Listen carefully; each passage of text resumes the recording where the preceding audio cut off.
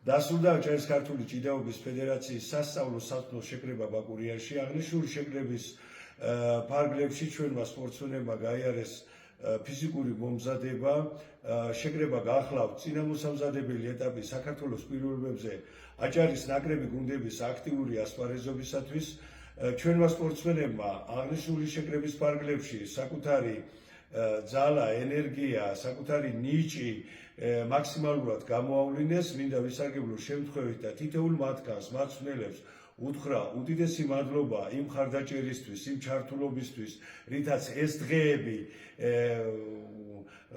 მათ თავიანთ სპორტსმენებთან ერთად საკუთარი თავი წარმოაჩინეს. ასევე მინდა ვისარგებლო შემთხვევით და უდიდესი მადლობა უთხრა სასტუმრო ჰილსის ადმინისტრაციას, პირადად დირექტორს ქალბატონს ნათია ლეჟავას, სასტუმროს თითოეულ თანამშრომელს გამოჩენილი სტუმართმოყვარეობისათვის, გულისხმიერებისათვის, ყურადღებისათვის.